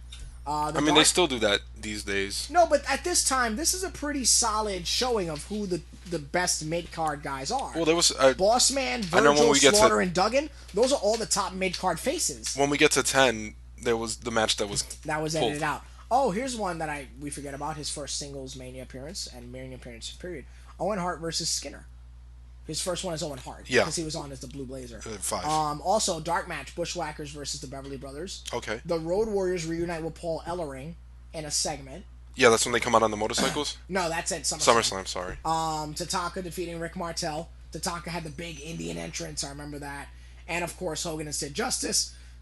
Because... just big ass piece of phlegm just shot out of my mouth. That's great, Shane. That's great. At least you can't see it. Here it is. I just want to read this because, we love telling stories. The original plan for the main event was the long-awaited bout between Ric Flair and Hulk Hogan for the WWF Championship. The meeting between the two legends was even promoted on television in a mock press conference where President Jack Tunney had announced Hogan as the number one contender for the WWF Championship. Both Flair and Hogan had wrestled each other in several house show matches and a televised tag match, but never in a big money bout. WrestleMania 8 was changed to a double main event with Hogan wrestling Sid Justice while Flair wrestled Randy Savage. For storyline purposes, blah, blah, blah, blah, blah, blah, blah, blah, blah. The Hogan-Sid match was billed as Hogan's last match. There's one thing that... Oh, here it is. The finish to the Justice-Hogan match actually completely botched. Did not go as occurred. The original plan was for Hogan to hit the leg drop on Justice and for Papa Shango to do a run-in and break up the pin, causing a disqualification. However, Papa Shango either missed or misjudged his cue and was late in getting down to the ring. Justice improvised by kicking out of the leg drop. From there, Earl Hebner would disqualify Justice when his manager, Harvey Whippleman, interfered. And... Oh, the Legion of Doom was originally supposed to be the challengers for the WWF Tag Team Championships, but Hawk was under suspension until after WrestleMania. Okay. That makes sense. And I actually just rewatched the Road Warriors DVD the other day. Reception. Critics praised the Intercontinental title match between Piper and Hart. It is ranked at number 15 in the 50 greatest matches in WrestleMania history as a stiff match that veers from amateur wrestling to an all-out street fight with a great finish. And Flair Savage is also on that same list. Thomas, can you help me with that name? Because that's a lot. Gallianopoulos? Thomas Gallianopoulos? I do you have to say that fast? Anyway, Complex Thomas Sports. G. Tommy G. Tommy G. Complex Sports ranked that at 15 and ranked Savage Flair at 19, despite the abrupt finish, which is Yeah. true. I would have liked a clean finish for Randy on that one. Your thoughts on that, Mania? Because I totally hijacked that. I pulled the Chicago crowd on that. Sorry. I mean, It's one of my favorite Manias. You know that. I had the Flair Macho, Brett and Piper. Those two stand out. Sean's first singles. So Hogan and Sid doesn't stand out. the finish, the fucked up finish. The best part about that was Sean goes like tiptoeing out. Yeah, and then Warrior came out at the end. WrestleMania 9. Yeah, WrestleMania 9. Is I where we are guess. now. I mean, I love that one. visually, I thought it was one of my favorites. Yeah, Visually, like yeah. one of the best setups that they had. The whole Roman, Julius And Caesar. when they broke it down in the Mania DVD, it was great. Finally hearing about that. Yeah, they put a lot of time into that one on the Mania Yeah, DVD. I thought it was cool. Like I just like the whole setup. I thought it was pretty cool. I wish they would like do a lot more like that. But Yeah. just the spectacle of it, the animals and the presentation, probably one of the better Manias, like presentation wise. The show opened with Tatanka and Shawn. Oh yeah, this is also one of the most heavily criticized ones. Yeah, that's what I was Mine. saying. Yeah. Tatanka Shawn, Good match. pretty good match. I enjoyed it. I know there was like the feud going on. He came out with Luna, Yeah, and that was weird. I just because they just did Sherry with Janetti and Sean, yeah. and I'm like, I don't know how you're gonna incorporate that into Tatanka. Tatanka. Just saying. What was the second match? Was it Steiner's? Steiner versus and the Head Shrinkers. I Shrinkers? love that match. Plus, you got to see the Frankensteiner and the Steiner line at Mania. Yeah, Doink versus Crush. that match was fun. I like it. I was actually expecting to say otherwise. No, I enjoy it. I mean, How do you that feel was like about Razor squashing Bob Backlund? I don't really remember too much from that match, so obviously it wasn't that. Oh, this is upsetting me. Money Inc. versus the Mega Maniacs went 18 minutes. God damn. Double the time of Bret Yoko. Luger Perfect was not as bad as I feel like people criticize it. I enjoyed that match too. Taker John Gonzalez.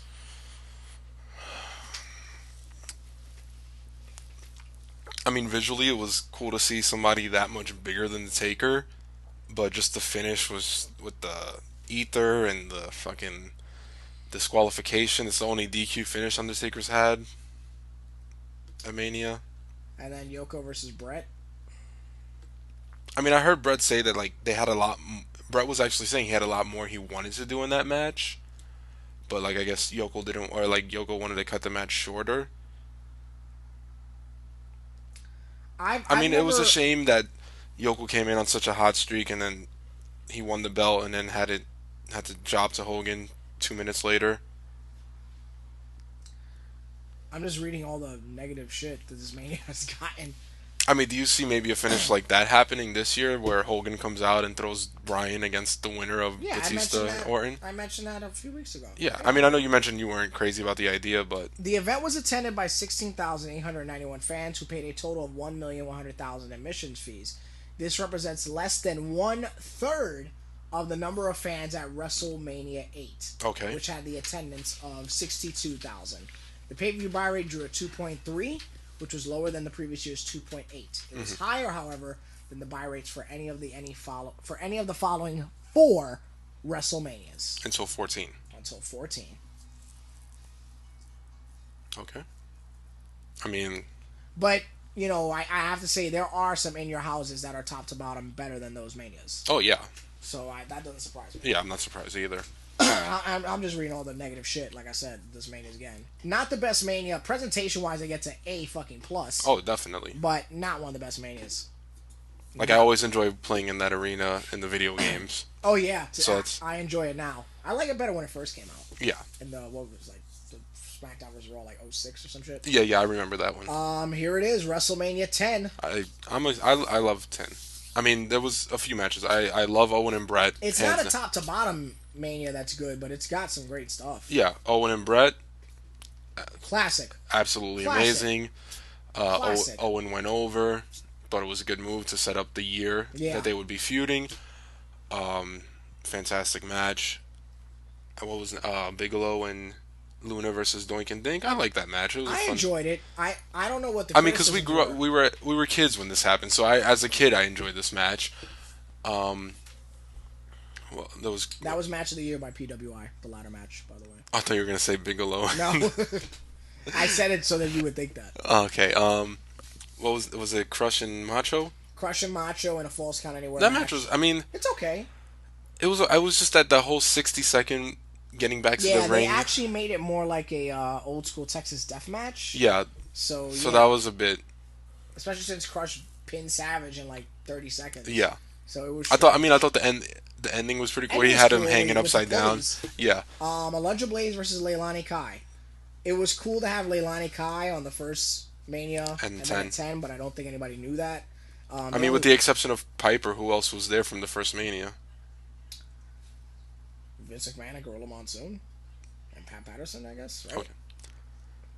Yeah, because it. Brett wasn't at 1; he was at 2. That's it. Yeah, because Hogan Brett was already in there the WCW. longest, so out of everybody else. Yeah. Alundra and Leilani Kai only got 3.5 minutes. Men on a Mission versus the Quebecers. We were just mentioning that last week. Yep.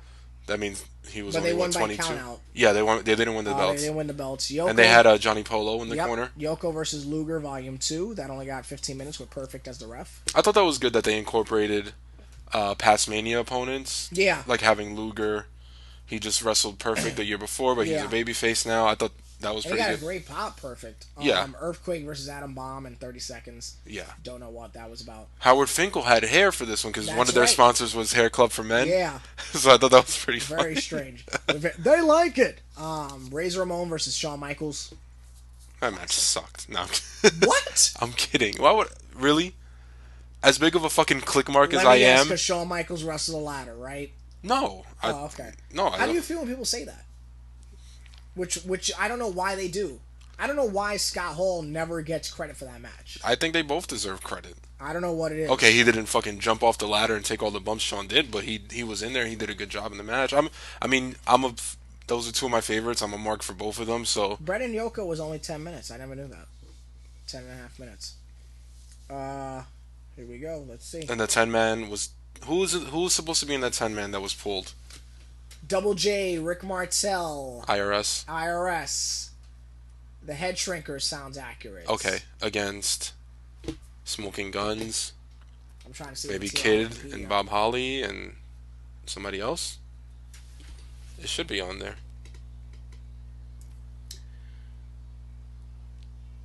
Kid, Bob IRS, Holly.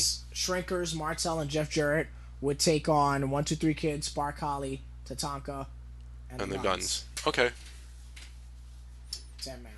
And the kayfabe reason was that the team captains Couldn't decide who the captain was, yeah. Because I remember watching it back on VHS, and I was like, "Shit, I want to see this match." But it was on Raw the next night, and it's on the Raw set, seasons 1 and 2. Yes, it is actually. So It is. I finally got to see that match. Just reading some receptions off of Wikipedia real quick. I mean, definitely Owen, Brett, and the ladder match stand out to So me. this was attended by 18,065 people, of course. For those of you who don't know, it was at the Garden. It's not a big place, more of a magic thing. Mm-hmm. The gate was 960,000. The buy rates for this pay-per-view was less than WrestleMania 9, 1.68 Well, this was also the first Mania without Hogan. without Hogan. The event received positive reviews from various websites and publications. Blah blah blah blah blah. I think blah, work-wise, blah, blah, with blah, blah. just having Owen and Brett and the ladder match, and also Piper was the referee for the main event. People say that Brett and Owen is the best opening match in pay-per-view history, and you know I wouldn't argue with that, PWI named the ladder match of the year. and I wouldn't argue with that either. Yeah, I'm just gonna click WrestleMania 11. I'm not gonna say anything, but I'm curious to see It's next week, Cheyenne. the buy rate. We'll Good Mania. no, we'll say it I'm not for gonna next. say it out loud. I'm gonna read it for me. You can tell me after we go off the air. I don't want to even say that number next Let me week. see it. Right here. That's pretty rough. But I guess that's it, folks. 4lifepodcast.com, at 4lifepodcast, facebook.com/4lifepodcast. Everything is 4lifepodcast. Email 4.lifepodcast@gmail.com. Man. So check us out. What do they get if they email us? You get 2 autographed 8x10s of me and Bosch, one of the infamous Triple H CM Punk Photoshop Speaking photos. of infamous, Jay Infamous does not qualify for this. No, you do not. I appreciate your wisdom, but no. You will get an autographed 8x10 of me and Bosch in real life. You will get an 8x10 of a mystery superstar that is appearing at the big event next coming weekend in New York City at the Queen Hilton the Marriott. Yeah. At the Queen, at the Grand Marriott. It's on our in site. Queens. It's on our fucking website. So, 2 8x10s of me and Bosch, 1 8x10 of one of the wrestlers appearing. Who knows who it could be? Could be Greg the Hammer Valentine. Honky Tonk Man. Could be Jimmy Hart. Could be Rodzilla. Probably not. And many other superstars that I'm are not. appearing. I'm not gonna pay $50 for. No, I'm not. And also, you're going to get an autographed business card from me and Bosch. And a letter saying how great you are from me. Next week, folks, if you're going to be at the live event, I'll be wearing the For Life podcast shirt. If mine comes in time. Did you order it? No, I can't order it until I buy my flights. I can't order nothing until I get my flights. But if you see us there, feel free to stop by, say hi, whatever. If you want to take a picture. Stop by, say hi, take a picture. Photo ops are free. Photo ops are free. Photo ops are, in fact, free. And if you're lucky, I will put up a selfie with you and I on Instagram. Yeah, you two can take a selfie together. I'm not doing nothing with you, selfie-wise. Kiss my ass. Next week, folks, big event. Big event. Raw in Big Chicago. Raw in Chicago. It's going to be great. I'm looking forward to it. Aaron Paul. And that guy from that movie about the cars. Breaking Bad. Yeah, but he's in Need for Speed. I know it as a video game. All right. I've never seen Breaking Bad before.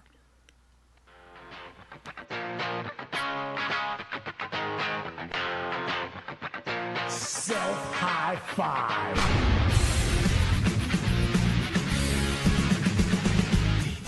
Load up on guns, bring your friends, it's fun to lose and to pretend she's overboard, but self-assured. I know, a dirty word.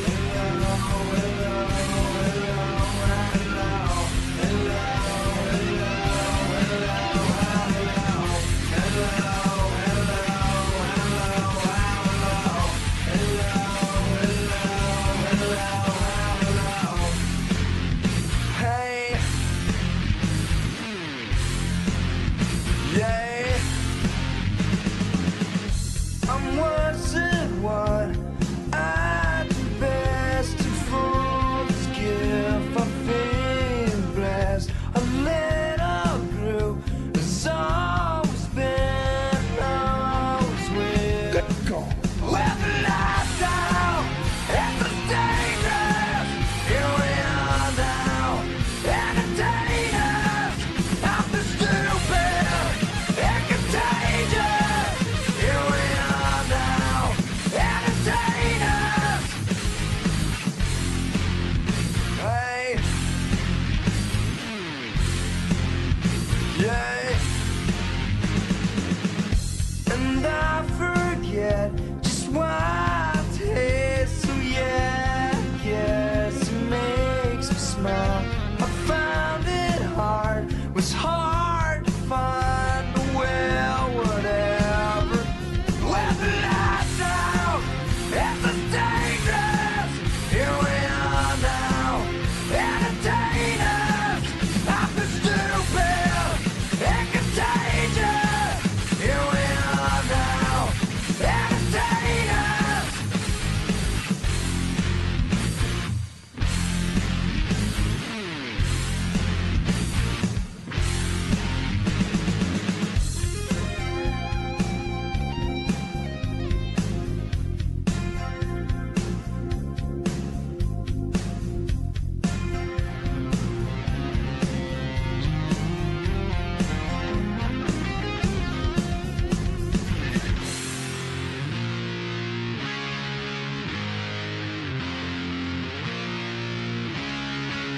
I deny